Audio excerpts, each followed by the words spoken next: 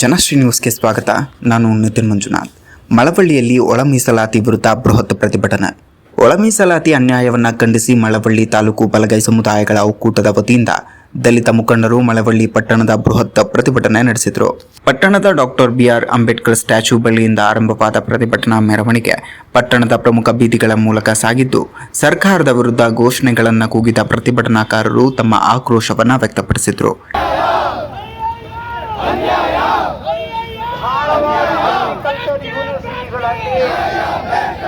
ಒಂದು ಉದಾಹರಣೆ, 39 ಪೋಸ್ಟ್ಗಳು ಏನಿದೆಯೋ ಆ 39 ಪೋಸ್ಟ್ಗಳು assistant lecturer, assistant professor, associate professor, ಪ್ರೊಫೆಸರ್ಗಳೇನು ಹುದ್ದೆಗಳು ಏನಿದಾವೋ 39 ಪೋಸ್ಟ್ಗಳೇನಿದೆಯೋ ಅದರಲ್ಲಿ 9 ಪೋಸ್ಟ್ ರಿಸರ್ವೇಷನ್ಗಳು.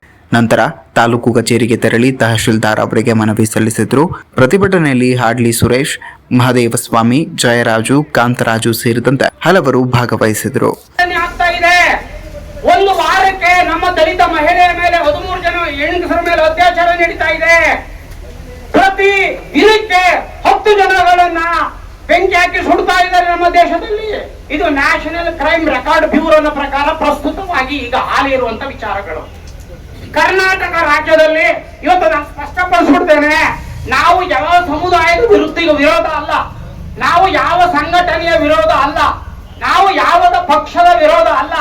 ಸಿದ್ದರಾಮಯ್ಯವರ ಧಿಕ್ಕಾರ ಅಂತ ಕೂಗಿರ್ತಕ್ಕಂಥ ಸರ್ಕಾರವನ್ನ ಗಮನದಲ್ಲಿಟ್ಟುಕೊಂಡು ನಮ್ಗಾಗಿರೋ ಅನ್ಯಾಯದ ಬಗ್ಗೆ ನಾವು ಘೋಷಣೆಯನ್ನು ಕೂಗ್ತಾ ಇದ್ದೀವಿ.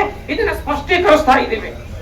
ಈಗ ನೋಡಿ, 1950 ಜನವರಿ 26ರಿಂದ ಏನು ಸಂವಿಧಾನ ಅನುಷ್ಠಾನಕ್ಕೆ ಬಂದಿದೆಯೋ, ಸರ್ಕಾರ ಕುತ್ಕೊಬಿಟ್ಟು ನೋಯ್ತಾ ಇದೆ ಇದೆಯೋ, ಕರ್ನಾಟಕ ಸರ್ಕಾರದ ಇವತ್ತು 16,750 ಬ್ಯಾಕ್ಲಾಗ್ ಹುದ್ದೆಗಳಿದೆ. SC ST ಗಳಿಗೆ 16,750 ಬ್ಯಾಕ್ಲಾಗ್ ಹುದ್ದೆಗಳು ಅಂದ್ರೆ ಪೋಸ್ಟಿಂಗ್ಸ್ಗಳು ತುಂಬೇ ಇಲ್ಲ.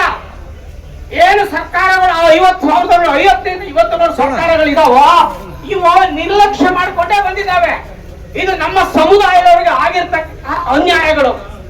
ಏನು ನಾಗಮೋಹನ್ ದಾಸ್ ಆಯೋಗ ಏನಿದೆಯೋ ಇದು ಪೂರ್ಣ ಪ್ರಮಾಣದಲ್ಲಿ ಅವೈಜ್ಞಾನಿಕವಾದಂತಹ ಆಕ್ಷೇಪಣಾರ್ಹವಾದಂತಹ ಆಯೋಗ. ಅದನ್ನ ಇಟ್ಟುಕೊಂಡು ಕರ್ನಾಟಕ ಸರ್ಕಾರ ಇವತ್ತು ಅಂಕಿತವನ್ನ ರಾಜ್ಯಪಾಲರಿಂದ ಅಂಕಿತ ಪಡೆದುಕೊಂಡು ಬಂದಿದೆ. ಆದ್ರೆ ಇದರಿಂದ ನಮಗೆ ಘನಘೋರ ಅನ್ಯಾಯ ಅಂತ ನಿಮ್ಗೆಲ್ಲರಿಗೂ ಗೊತ್ತಿರೋ ವಿಚಾರಗಳೇ. ಹಲವು ಸಂದರ್ಭದಲ್ಲಿ ನಾನು ಹೇಳಿದ್ದೇನೆ. ಒಂದು ಉದಾಹರಣೆ ನೋಡಿ, ಕರ್ನಾಟಕದಲ್ಲಿ 43 ಇಲಾಖೆಗಳಿದೆ, 43 ಡಿಪಾರ್ಟ್ಮೆಂಟ್ಗಳಿದೆ, 2,84,000 ಉದ್ಯೋಗಗಳಿದೆ. ಅದರಲ್ಲಿ ನಮಗೆ ನಮ್ಮ ಸಮುದಾಯದವರಿಗೆ ABC ಅವರಿಗೆ 30,000 ಉದ್ಯೋಗಗಳು ವೇಕೆನ್ಸಿಗಳಿದೆ. ಈಗ ಆಯೋಗ ಬಂದಿರೋದ್ರಿಂದ ನಮಗೆ ನೇಮಕಾತಿಯಲ್ಲಿ ಘನಘೋರ ಅನ್ಯಾಯ ಇದೆ ಅಂತ ನಿಮಗೆಲ್ಲರಿಗೂ ಗೊತ್ತು. ಒಂದು ಉದಾಹರಣೆ ಕೊಡಬೇಕು ಅಂತ ಹೇಳಿದ್ರೆ, ನಾನು ಹಲವು ಸಂದರ್ಭದಲ್ಲಿ ಹೇಳಿದ್ದೇನೆ, ಧಾರವಾಡದ ಅಗ್ರಿಕಲ್ಚರ್ ಯೂನಿವರ್ಸಿಟಿಯಲ್ಲಿ 39 ಪೋಸ್ಟ್ಗಳಿದೆ. Assistant lecturer, associate professor, professor ಪೋಸ್ಟ್ಗಳಲ್ಲಿ 3-4 ಲಕ್ಷ ಸಂಬಳ ಪಡೆದುಕೊಂಡಿರ್ತಕ್ಕಂತಹ ಈ ಪೋಸ್ಟ್ಗಳು 39 ಪೋಸ್ಟ್ಗಳಲ್ಲಿ 9 ಪೋಸ್ಟ್ಗಳು ರಿಸರ್ವೇಶನ್ ಇದೆ. ಆ 9 ಪೋಸ್ಟ್ಗಳನ್ನು ಎ ಕ್ಯಾಟಗರಿ ಅವರಿಗೆ ಕೊಟ್ಟು ಬಿ ಕ್ಯಾಟಗರಿಯಲ್ಲಿ ನಮಗೆ ಸಿ ಕ್ಯಾಟಗರಿ ಅವರಿಗೆ ದೊಡ್ಡ ಘನಘೋರ ಅನ್ಯಾಯ ಆಗಿದೆ. ಇದನ್ನ ನಾವು ಖಂಡಿಸ್ತಾ ಇದ್ದೀವಿ. ಇದು ಒಂದೇ ಧಾರವಾಡ ಯೂನಿವರ್ಸಿಟಿ ಒಂದೇ ಅಪಾಯಿಂಟ್ಮೆಂಟ್ ಅಲ್ಲ, ರಿಕ್ರೂಟ್ಮೆಂಟ್ ಅಲ್ಲ. ಕರ್ನಾಟಕ ಸರ್ಕಾರದ ವ್ಯಾಪ್ತಿಯಲ್ಲಿ ಬರ್ತಕ್ಕಂತಹ ಎಲ್ಲಾ ಇಲಾಖೆಗಳಲ್ಲೂ ಎ ಕ್ಯಾಟಗರಿಯವರಿಗೆ ಉದ್ಯೋಗ ಕೊಡ್ತಾ ಇದ್ದಾರೆ. ಬಿಗಿಲ್ಲ, ನಮಗೆ ಸಿಗಿಲ್ಲ. ಸಿ ಕ್ಯಾಟಗರಿ ನಿಮ್ಗೆ ಗೊತ್ತಿದೆ, ಕೊರಚ, ಕೊರ್ಮ, ಲಂಬಾಣಿ, ಅಲೆಮಾರಿಗಳು, ಇವು ನಮಗೆ ಬಿ ಮತ್ತು ಸಿ ಅವರಿಗಿಲ್ಲ.